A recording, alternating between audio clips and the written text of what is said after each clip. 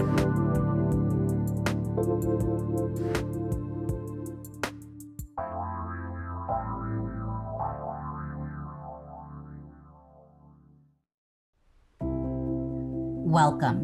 to Unlock the Healing Path with me, Natasha Odnedo. Sometimes emotional wounds manifest like the ground falling out from under you. Other times, it's a slow descent into a dull, stagnant place.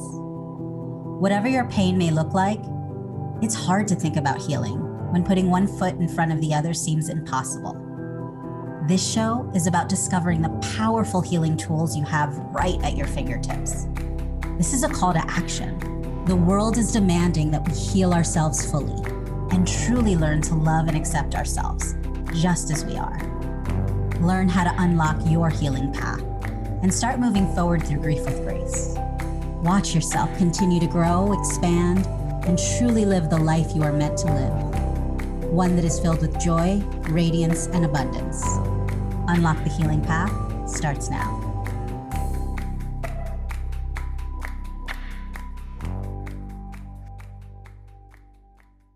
Everyone, welcome. I'm Natasha Odnedo, and you are listening to Unlock the Healing Path, moving forward through grief with grace on Transformation Talk Radio. Stay tuned with me today for the next hour as I talk with Kathy Tagudin about her personal journey to befriending her body and how she helps others to do the same. Then every second and fourth Monday at 12 p.m. Pacific, 2 p.m. Central, 3 p.m. Eastern on Transformation Talk Radio, I'm going to have some of the most heart-centered and knowledgeable embodiment practitioners here, helping you to transform your life through embodiment. So Kathy, welcome. Thank you so much for joining us today. I am so moved hearing you talk. Is that weird? Like you started talking and my eyes got full of tears. I'm like, I don't know that I've ever heard her introduce herself. Oh, well, thank you. It really means a lot to me just because this entire podcast means so much to me. And it really is my intention just to help people connect and realize that there are tools and resources for healing that maybe they don't know about. And, you know, we know that so many people out there are struggling and having a hard time. And I feel like it's just so important to get this information out there and really let them know that like, there are people here that we just really want to help them. We do. Oh God, I already need a Kleenex. I'm like, I don't have Kleenex. I'm like at my office table, like, I'm like, I'm going to get a paper towel because that's classy. I already know. I'm like, I'm going to be dabbing. I didn't know I'd be dabbing. Nice to see you. Thanks for having me, by the way. Too. Absolutely. And so Kathy, I'd love to kind of dive right in where you could just talk to our listeners today and share a little bit about your incredible story, because you have quite a story. Yeah, it brings up a lot. Where do you start? You know, I think I've got a lot. Let me just say this. I think I have a familiar story for a lot of women out there, which is, you know, I was somebody who hit life hard and fast and was always doing the next thing and always looking to overcome. And then I got sick. And it was so interesting. So at the time I was 40 years old and I was working as a coach, but I was really, really into mindset. Like, so I worked as I had a marketing company and I worked as a mindset and a creative life coach. But everything was about overcoming and producing. And so this world I was in was like magical. It was like make stuff happen all the time. I worked, you know, volunteered 68 hours a week, easy. I was one of those like sleep when you're dead people. Life is good. And I loved my life. I loved my life. Energy. Yes. Do you know what I'm saying? Like this hard, and you know, you might call it masculine energy, however you word it, but it was this go, go, go energy hitting hard. And then I hit a wall. And knowing what I know now, I can see it. Like now you just like look back, you're like, of course you hit a wall, girl. Look where you were. You were just abusing your body, sleep when you're dead, eat later. And it finally caught up with me. And the thing was, all the tools that I used to build a great life, my body didn't care.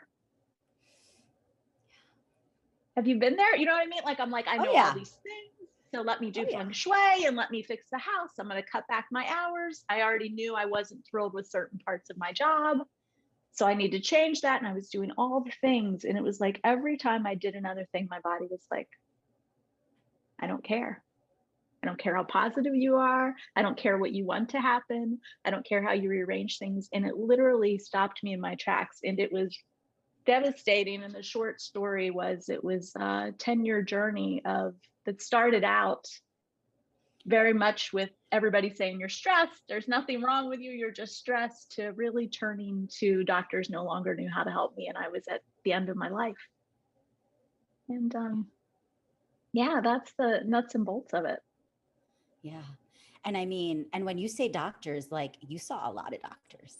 Yeah, I saw over 300 doctors in 6 states, and it was this quest to figure out what's wrong with me. I knew something was horribly wrong with me, and nobody could tell me what it was. And eventually they could tell me things that it was. I got diagnosed with Lyme disease, Crohn's disease, mast cell activation disorder, some very weird autoimmune things. I had something called POTS. People that play in this arena, they're going to be excited. They're going to know, oh my gosh, she knows what EDS is and all this stuff. But it was this weird constellation that when you're in the healthy world, you're like, you would be like, are these people hypochondriacs? What is going on with them? Nothing's wrong, but it's just a multi-systemic autoimmune body attacking itself disorder that shows up in a lot of ways. And the truth is, I was ripe for it. I kind of got chills when you said that, in terms of like how it was an autoimmune disorder, because when we look at an autoimmune disorder, it is literally like your body's rebelling against you. You know, and I would have, if this was 8 years ago and you said that, I'd want to punch you right in the mouth.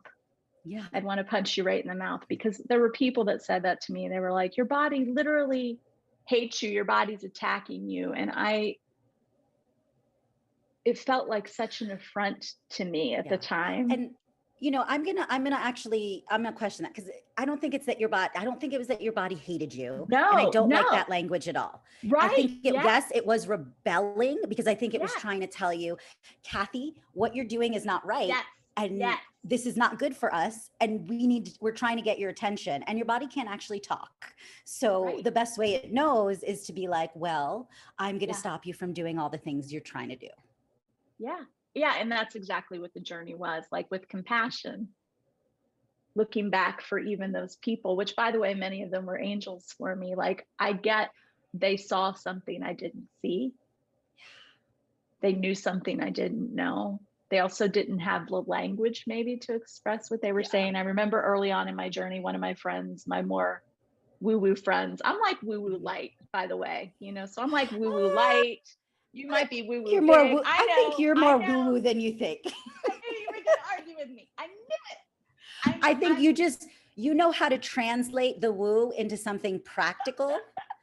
But honestly, that's where the real magic is, because what good is the woo if you can't bring it into the 3D? The thing. And it's a step for me to be, because one of the first things people used to say to me, I used to have this great acupuncturist, and she would say, Kathy, I think you're intuitive.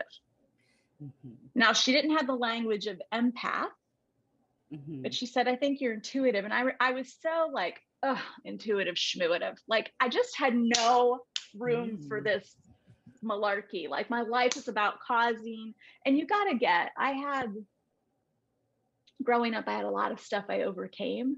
So for me, I had already transformed so much and overcome so much in my life. So it was a real affront to my being to think of like, I already did this one big thing, and now you're telling me I've got to like look at something else newly. I just wasn't willing to do it. But I had this friend early on when I was sick, and she was like, you know, I remember you were talking about your life path and maybe your job, and you wanted to change careers. And she's like, I don't know, you just seem so blue. Like, I feel like you need to raise your vibration. I remember her saying to me, and I was like, raise your vibration? What does that even mean? Like, I'm sick. What are you talking about? But you're totally right. What it was the body was knocking. The body was knocking. So I'm also curious, in the way you're speaking about this now, is it also that in kind of starting to embrace now this side of you? Because I know now that you've embraced that intuitive side. Yeah, So yeah. that was also like kind of a reclamation of like maybe all these things that you were like, no, I'm not those things. You know what's funny about that? Yes, Mm-hmm. yeah, it is a reclamation. And I think that's the whole, and what if, gosh, now my brain's going 100 miles an hour. What if that's all healing really is? Yes. Thank you for saying that, because that's What exactly what if I was getting at. what if that's Yes. all healing Mm-hmm. is? Like the more I Yes. do this work, the Mm-hmm. more I move into myself and it's a daily thing, I'm really getting like, it's almost like I had this image yesterday. It's almost like there's a part of us, there's a part of your being that already knows how to be who you're meant to be, how to be healed. And here we are in this experience, like she's literally already at the top of the mountain. I'm at the bottom of the mountain, like looking up, and she's already up there. And it's literally like we're looking at life backwards. Like all she wants is to pull us through, whoever your you is. But a part of me knew, and it was calling for me, it was knocking, and I was avoiding the call. I was avoiding the call over and over again and couldn't understand it or get to it, which is why I want to do which is why I do what I do, why I want to have this conversation. Yeah. And it's such an important conversation. So thank you so much, Kathy. We are going to take a short break. Before we do that, I want you to just let our listeners know if what you're saying is really resonating and they want to get in touch and reach out to you, how can they contact you? You can find me on Facebook at Embrace Your Healing, Facebook Beautiful. / Embrace Your Healing, or my website, kathytagudin.com. Beautiful. And you can reach me at natashaordnedo.com. You are listening to Unlock the Healing Path, moving forward through grief with grace. And we're going to take a quick break. And when we come back, we're going to continue to explore this topic of befriending your body. And we're going to go in and see, how did you do that with yourself, Kathy? Stay tuned. We'll be right back.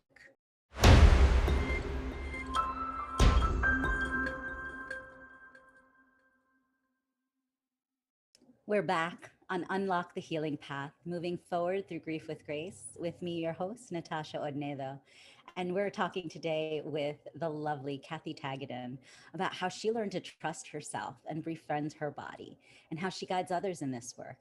And so I want to dive right back in, because when we left off, we really touched upon something juicy that I just feel like is really like exactly it, just that reclamation of ourselves, allowing ourselves to really fully embrace all of those parts of ourselves that we're taught to feel shameful about, that we have all these feelings, and how, at the core, at the root of what healing is, it's really just allowing ourselves to reclaim and embrace and love all of those bits of ourselves. Yeah. And when you just talked about being ashamed, like I kind of noticed myself phasing out for a minute there when you talked about being ashamed, because the thought that came up in my head is like, people don't even know that that's what it is. My experience is what people know is my body is malfunctioning. My body doesn't work right, and something is horribly wrong with me. And what they're missing is symptoms or communications. Symptoms or communications. And so in a lot of ways, like for me, I feel like a translator. Like, hey, your body's doing that and you're feeling that. What's it saying? Mm-hmm. What's it saying? And we get those translations in a lot of ways. One of my biggest healing moments for me. So I used to drop everything. So we didn't talk a lot about my symptoms or how I ended up anywhere, but I couldn't eat foods. For a year and a half, ate only boiled potatoes. That's all I could stomach without going into anaphylaxis. Had rashes everywhere. And one of the most healing moments for me, so I used to sit in my lazy boy recliner and I would stare at my floor. There was this trail of food like on the carpet from the kitchen to the chair. And I used to sit in the chair and I would look at the floor and think, how am I 40 some years old? And my body is so weak, I can't even hold a plate anymore. And I just drop things. And I would look at the floor and cry and think, what is wrong with you? What is wrong with you? And this happened for a couple years, this conversation. And eventually I started noticing a pattern, like it wasn't every time I held something. It was when I held certain somethings. And the same thing would happen. Like I was on, I took 30 some treatments to try to overcome what I did, plus countless herbs and whatever. It wasn't every pill I dropped. It was certain pills I dropped. And I did it over and over again. So that's really fascinating. How did you start to tune into that?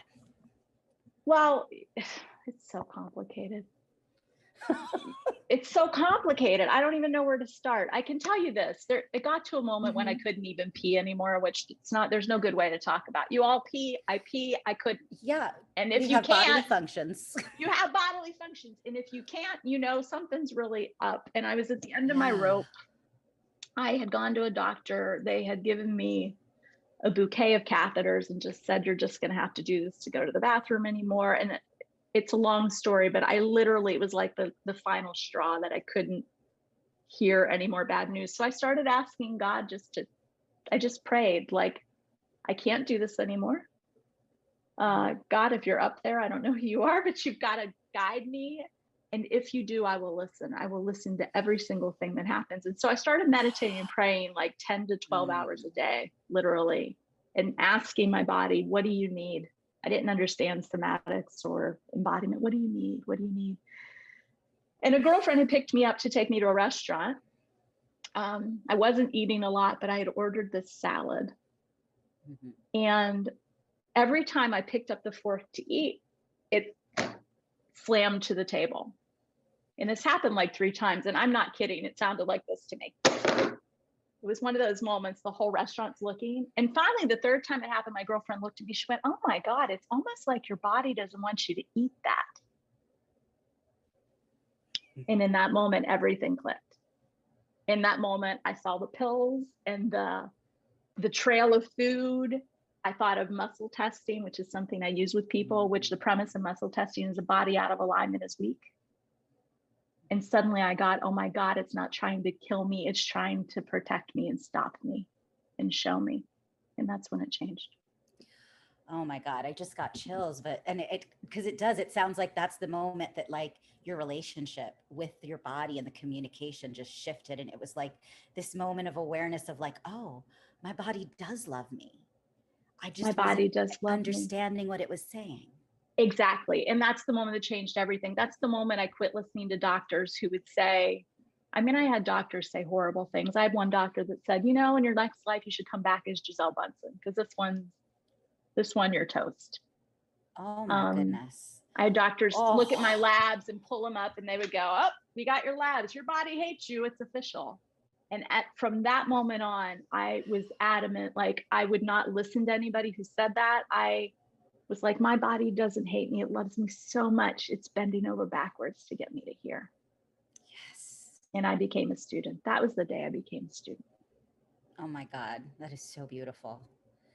And so I'm curious, then I kind of want to know, how did this journey keep unfolding for you? Because I know that now you really tuned in and like, I know like there's this medical intuition piece and also like kind of teaching those in the medical field how to communicate better as well, which I'm sure was probably influenced a lot by these doctors that said these things that I'm kind of like, I kind of want to be like, are you kidding me? Like, that's what you're going to say to somebody?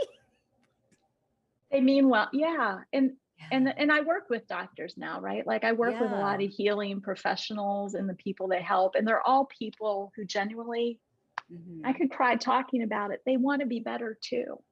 Yeah. Like they want to be better too. The truth is, those doctors would look at me and go home at night and feel guilty because they didn't have an answer. Like nobody goes into a doctor they want to be heroes themselves. So I was an affront to what they were up to, which was making a difference for people. And they didn't know. They just didn't know. And now, they're learning. People are learning. We're all learning, Yeah. That was really beautiful. I feel like that was just really important to be shared, especially for anyone out there who might be listening, who is having a similar experience where there's just all of these things happening. And like the doctors are kind of like, well, we don't really know what we can do. And I just feel like that's just going to be a really powerful message for them to hear. Yeah. Thanks for saying that. Cause I actually just got present to why I'm here. I'm like, I could give or take interviews. I don't need business. I'm booked.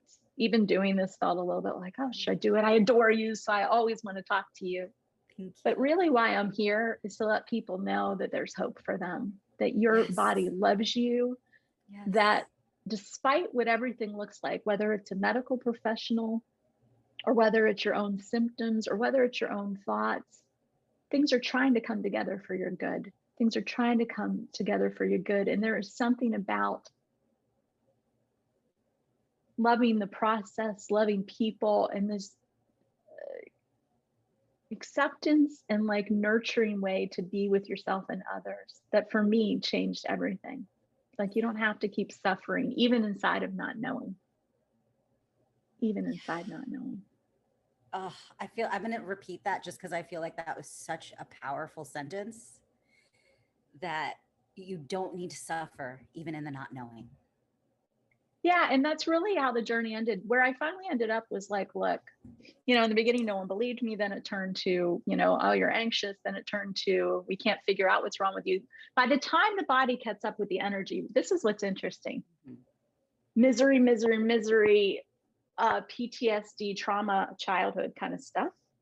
By the time the body catches up, it takes a while to express on the outside. It's the same with the healing, by the way. Healing, body's still a mess. And then it comes out, right? So there's this weird time warp and way of relating to the body that's different. But yeah, I don't even know where I was going with that, except to say there was a moment that I knew I couldn't stay on the path that I was on. I couldn't stay in the regular medical system, and I had to learn to trust myself. And that was the goal. Well, once again, it's like, I feel like all of the things that you're saying, though, it's like, I feel like there's somebody out there that's going to be listening to this that needed to hear exactly that, so that they understand that it's like, maybe they've already stepped onto a path where they're starting to do the healing work, but they're not noticing a shift yet. And they're starting to doubt. And then it helps them to realize of like, keep going.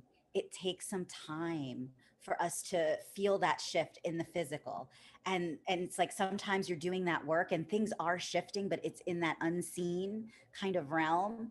And just like have that trust that like, if you've started to listen to your body, or if you're ready to listen to your body, trust that and allow yourself that space and that grace to have that time to shift into it. Yeah. I mean, and the truth is so in the non-woo-woo world, right? Logically, something turned this on and something can turn it off. And logically, your nervous system takes a while to untangle. You cannot have constant stress and then the stress of diagnosis, the stress of feeling symptoms. It wants to untangle. But just like there was illness knocking, there's also health knocking. And I feel like as we're talking about it, I'm like, that's how my body moves energy. And I'm like, oh, now I'm burping. Great, but very attractive. But yeah, that's like, yeah, there's something knocking. Can we hear the knock? Can we hear the knock? And I just feel like it's so spot on. And I know myself from my own healing journey that, it was about 10 to 12 years of really learning how to unwind my nervous system before I got to the point that I could actually do the practices that could really unwind them. Because when I initially tried to do these practices like Qigong, I was like, what is this? My nervous system was so high that I couldn't get there yet. Yes. I had to first go through like that intense hot yoga to just be able to get to that place of being able to slow down enough. And this is why people have the experience of they go and see a practitioner and it works while we're there, but then the experience goes away because you can't hold a charge yet. Yes. I love you so much, Kathy. I'm so glad you're here. And I'm Natasha Odnedo, and you are listening to Unlock the Healing Path, Moving Forward Through Grief with Grace. You can reach me at natashaodnedo.com. And Kathy, once again, can you please tell our listeners how they can contact you? Yeah, if you can spell it, you can find me, kathytagudin.com, Tagudin.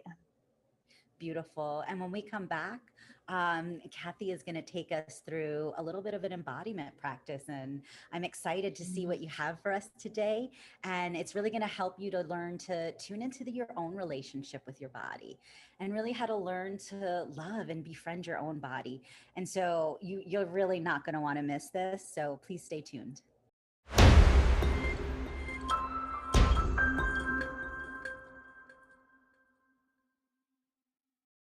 We're back on Unlock the Healing Path, moving forward through grief with grace, with me, your host, Natasha Odnedo. And I'm here talking today with Kathy Tagudin about befriending your body. And I'm super excited now because she's going to be taking us through a fun little embodiment practice to help us learn how to tune into where our current relationship with our body is and how we can become more loving and start to befriend that body of ours. So, Kathy, I'm going to let you take it away. Yeah, thank you. And this is actually, I think, what I'm here for, to just kind of share what it took me a while to get. So I just had a question, like for you and the listeners. Yeah. When I say, how do you view your body? What comes to mind? So, how do you view your body? Yeah. And so I love this question because it makes me be really honest with myself where, I feel like I'm still in kind of this liminal space where on one side, I'm at that space of, I do love my body, but there's still that energy that I'm healing and coming out of where it's like, I've definitely viewed my body as something that I need to like battle against because, the images that I've seen of what a woman's body should look like. I mean, I could get my body to look like that. My body doesn't like it when I do that to it because I've gone down that journey and I will not do it again. But it was very much like it felt like my body was like wrong. Like it was like, well, it doesn't look like that. My body's wrong. That's a powerful sentence. Yeah, if you ask most people that question, initially, most people go, I take care of my body. I like my body. I feed it.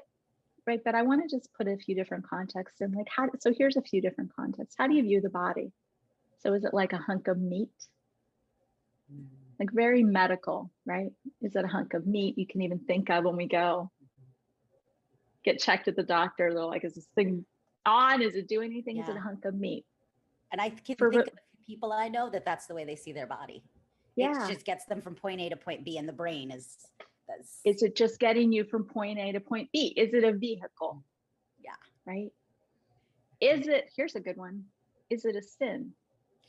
Ding, ding, ding. That's definitely one for me. I had a lot of shaming that came up for me around my sexuality. And I have this, what I realize now, it's like this sexual energy that I have. It's really, it's a power. It's our power. Yeah. But definitely for a long time, I was taught to view my body as a sin. Yeah, I work with a lot of, I was raised Southern Baptist, pretty hardcore. And I work with a lot of people who had a lot of religious. Pentecostal. Yeah. Thoughts. Mm-hmm. So is it a sin? Is it something to decorate? Something to get appreciation for, right?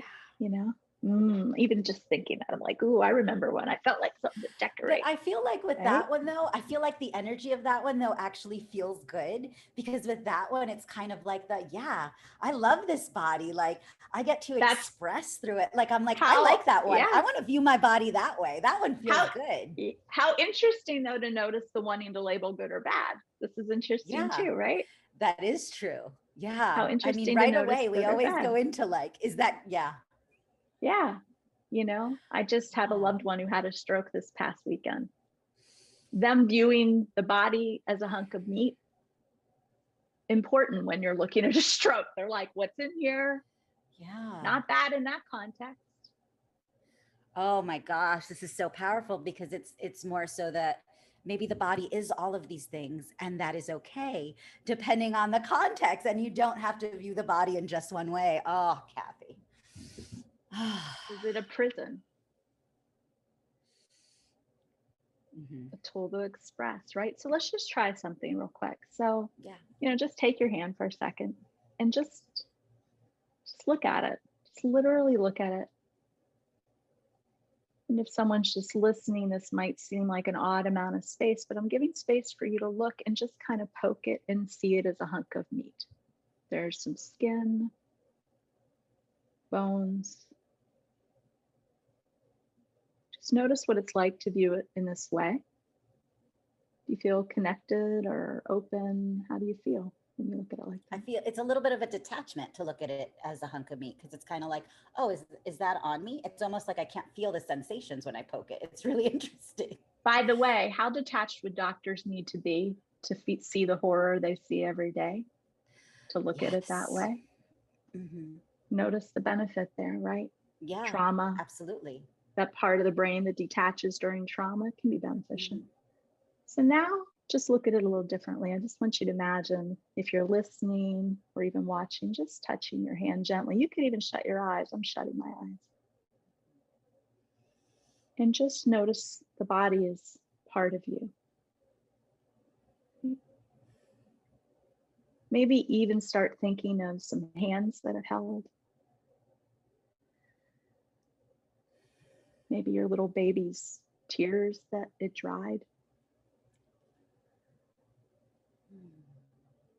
The beautiful meal that it made. A friend like that you comforted. Allow it to be a part of you.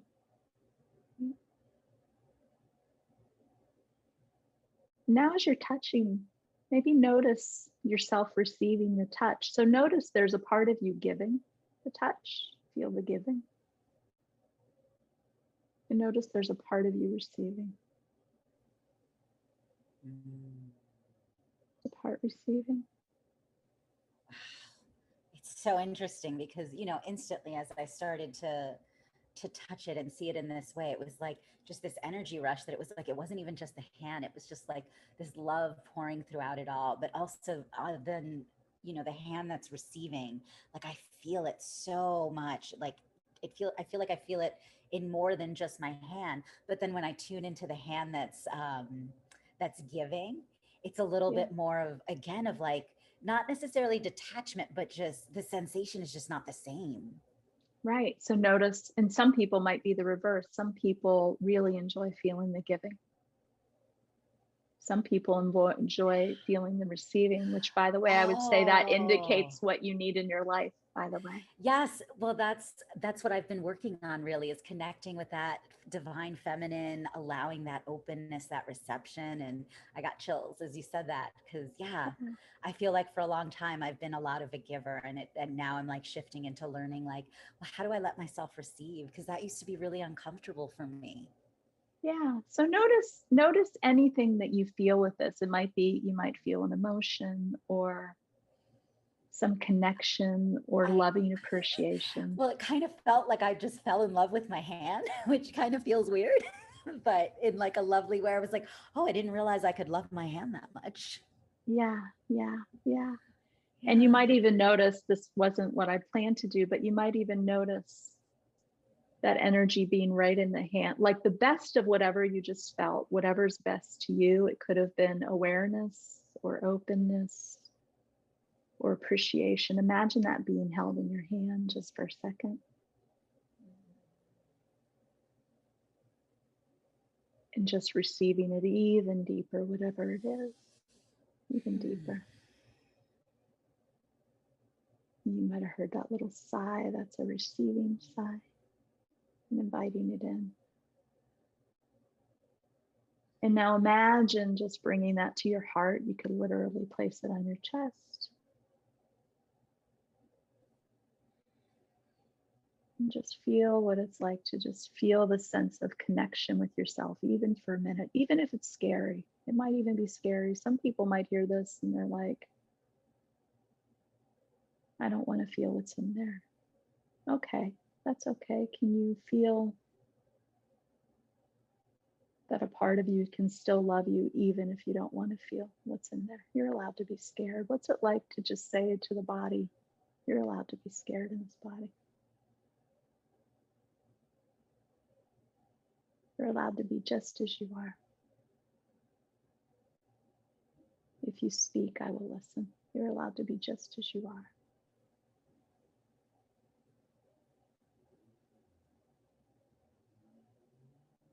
And then maybe just think of somebody that you love and appreciate right now.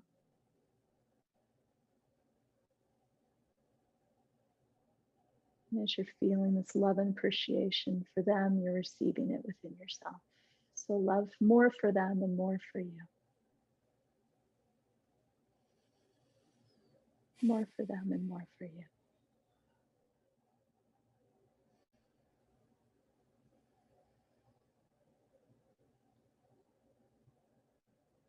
when you're ready, you can let yourself bring the room into that space, right?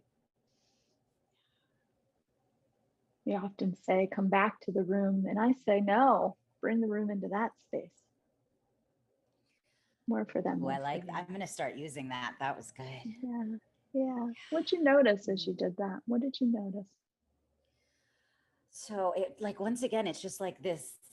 I feel like I've never loved my hands so much. And like I feel like I have a lot of appreciation for my hands. I use my hands a lot for work. I touch people's bodies, but this was just such an intimate way. And then as I tuned in, my beloved popped into my head. So that's who I thought of. And as I breathed and like, I just felt like through my heart, like my heart just expanded, kind of like you remember the Grinch when his heart like grows 10 sizes bigger. Yeah. And it was just like my heart kept growing bigger as the love was expanding for both of us. And I felt it like just flowing through. And I felt it primarily through the right because I think that's where my focus was. But I wonder if I had been focusing on the other, if it would have been through both sides, but it was really beautiful. Yeah. And I love that you felt that so deeply. And I'm totally clear. Somebody listening to this probably didn't feel it as deeply, and maybe we can do something real quick for them when we come back. Just and maybe that's something they could feel. So we are, oh, I think I froze. We see you. Oh.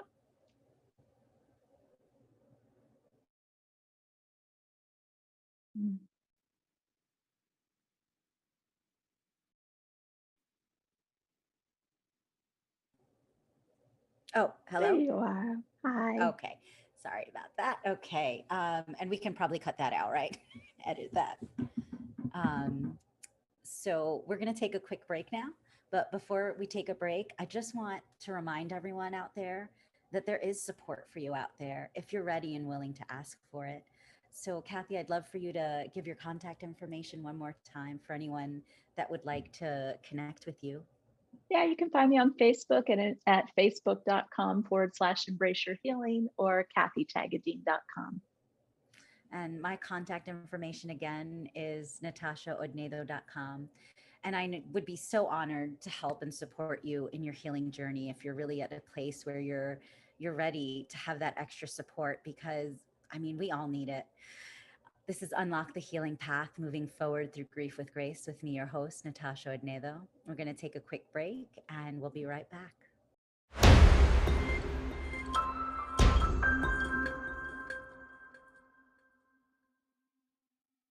Welcome back. You're listening to Unlock the Healing Path, moving forward through grief with grace, with me, your host, Natasha Odnedo. And I'm here with Kathy Tagudin today. And so, Kathy, before we left off, we were going a little bit into just that embodiment practice. And I know for me, I'm someone that I've been doing this work for a while. And so I'm really able to go in and feel. But you touched upon the fact that there's probably going to be some folks out there that this might be a totally new experience for them. And so maybe they didn't feel it. And I love how you really wanted to kind of take some time to address that. So yes, let's absolutely make sure that they are feeling held and supported in this journey as well. Yeah, I totally get not everybody's going to feel something when you do that. And so, so I just want to say a couple of things. Number one, I want to say, just trust me. Like, trust me that there's a part of you talking, even if you don't feel it or know it. In fact, even not feeling is a communication. So people are like, I felt nothing. And then sometimes we go, yeah, what'd the nothing feel like? They're like, well, I just felt angry and I felt this. And I'm like, well, that's a lot of something in that nothing, right? So I've pain, had that so much. Right? Where I've been with so a pain can be the and, symptom, right? They don't get it, right? Yeah. Or well, not even that, where they're there and they're trying to tune in and you know, and you can kind of see and feel in the energy that frustration is coming up, and they come up and they're like, I don't feel anything. And you know, you kind of hold them in that space, you let them know like that's okay, but you just kind of gently encourage them and kind of tune in. And a lot of times too, it's that, and then they'll be like, I just feel disconnected. And it's like, that's what you're feeling. Disconnected is the feeling. I'm going to sneeze just talking about it. Every time I do energy stuff, I'm either sneezing or yawning or burping. It's I like do I can always yawning a tell lot with too. Yeah. you too. It's like when stuff Yeah. moves, it's a whole thing. I mean, what are some simpler things? So let's just see if you can notice a difference with this. So one of the more common things are like, allow your eyes, the muscles behind your eyes to soften. You know, just notice you have muscles behind your eyes. Or even notice what it's like to let the tongue kind of fall away from the roof of your mouth.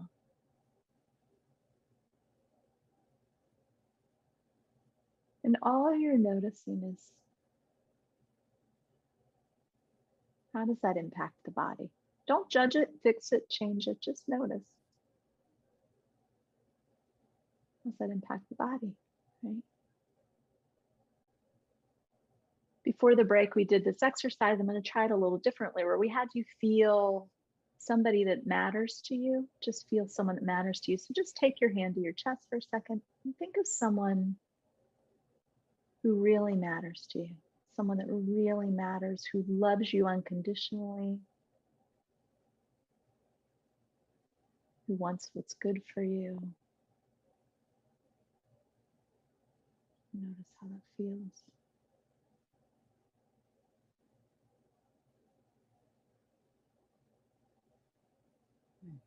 Tasha's yawning, just doing that a little. And now we're going to just pause that for a second. We'll come back. Without getting too triggered, think of somebody that annoys you. Think of somebody maybe you're having a little bit of a rough time with right now, not the 10 plus rough time, maybe 5 or 6 rough time, frustrated. Notice how it feels in the body when you feel this frustrated, annoying part. What do you notice? Just notice. Do you get hot or cold?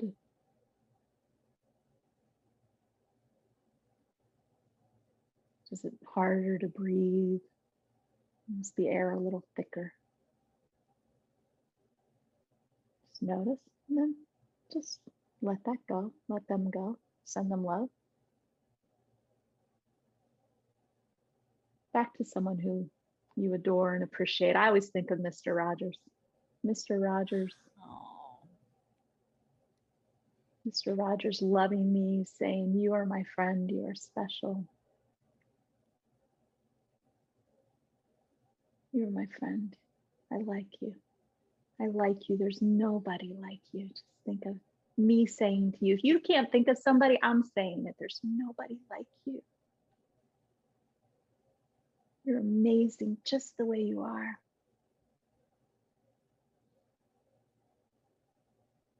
You deserve healing no matter what. Notice how that feels.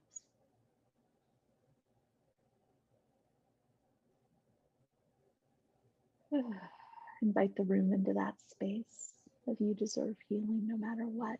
You're amazing just the way you are. Notice what you feel. What'd you notice? So, well, I think the funny thing was that it was the same person for me for both, because the I love person that that. popped in my mind was my child.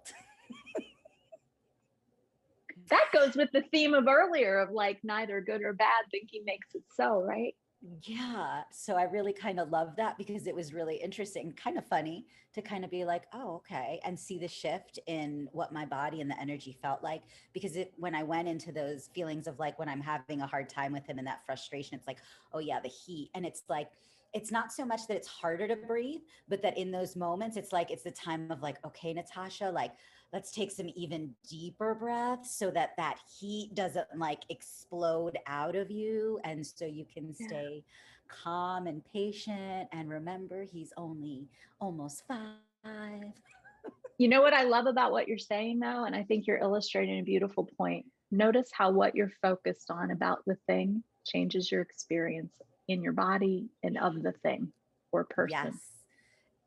Exactly. And how you see, and that's what was the fun part, because then when you told me to shift back into like that love, and then it was like me thinking of him when he's just being his like super sweet adorable self, and he's like, mama, I love you so much, and kisses, and it was just like, oh, right, all And in that's how we see it.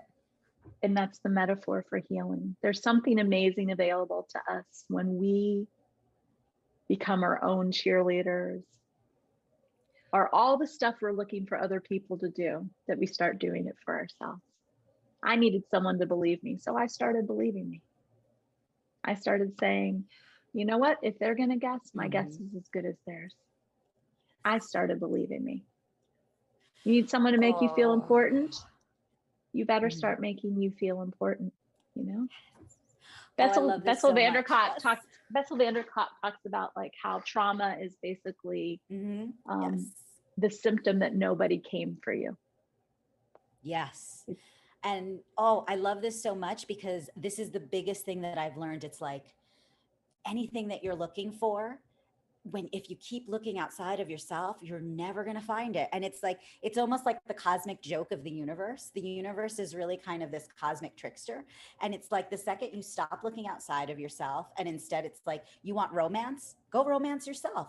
And then all of a sudden you find people that walk in like, oh, you want romance? I got romance for you. And you're just like, oh, okay, I don't even need it anymore. I gave it to myself.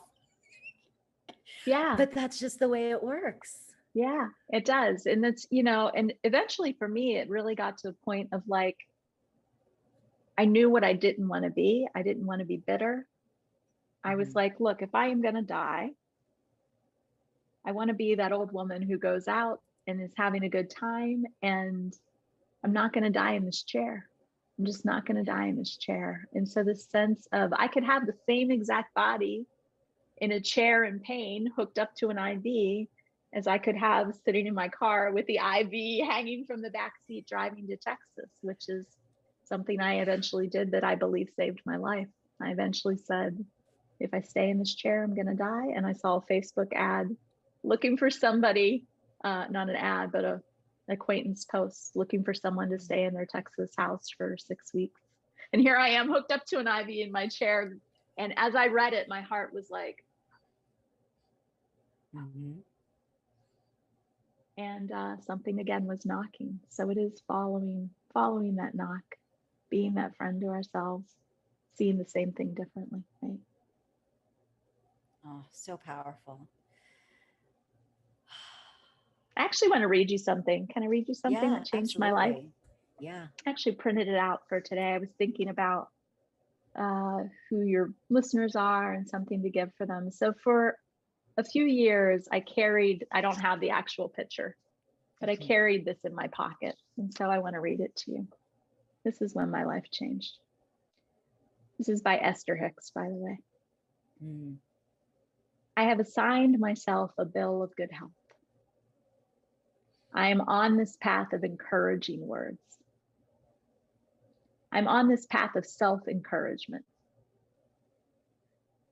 Self-encouragement is the path to all things I want. Self-discouragement is not. There are things that you said that I remember are encouraging in nature. There are things that are discouraging. I'm picking and choosing my memories and those things that are beneficial. Thank you for those things. Beautiful. So I carried this in my purse and pocket for, I think, 5 or 6 years. I had drawn it in a doctor's office and wrote it down. And it like became my mantra for like trying to reparent and learn to listen to me newly and like love myself when I felt like I couldn't.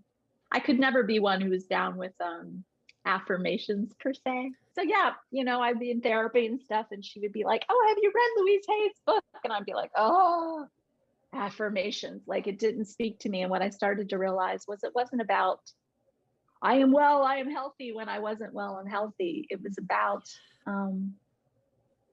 I released the need for my body to go to extremes to get my attention. Yes. I could say that. Yes. I could say that. I release the need for my body, and that's actually something I'd have people do. I release the need for my body to go extremes. I could say I'm on this path of self-encouragement because I didn't know how to do that. Beautiful. Thank you so much, Kathy. It's really been such a pleasure to have you here today. So we're starting to come to the end of our time together. Is there what is like that last closing message you have for our listeners today? That one last thing you'd love for them to take away from today's call? That a part of your being already knows exactly what you need. And that part's talking to you right now. And if you have an urge or a nudge, even if it goes against everybody's logic, you need to follow it because your healing's waiting for you. Beautiful. Thank you so much, Kathy. And I have a call to action for everyone out there listening. I'd love for you today to take some time to journal. And for today, I'd love for you to think about, what is your current relationship to your body? And how does that feel to you? And then I want you to think about, how do you want to feel about the relationship to your body? What does that start to look like? And how do you see yourself when you begin to love your body more and to treat it as a beloved best friend? Because who do you get to be when you release your grief? If you would like to contact me, you can go to my website, natashaodnedo.com. All of my contact information is there. You can also sign up for my newsletter. I want to thank you all again for tuning in to Unlock the Healing Path, moving forward through grief with grace. I had an absolutely fantastic time today. Please join me every second and fourth Monday at 12 p.m. Pacific, 2 p.m. Central, 3 p.m. Eastern. Next time on Unlock the Healing Path, moving forward with grief through grace, I'm going to have David Nickel joining me to share about his approach of embodied and experiential astrology. So I'm super excited about that one as well. Have a fantastic week, and I'll see you back here next time. Thank you for listening to Unlock the Healing Path. The time to heal your trauma is now. Don't wait.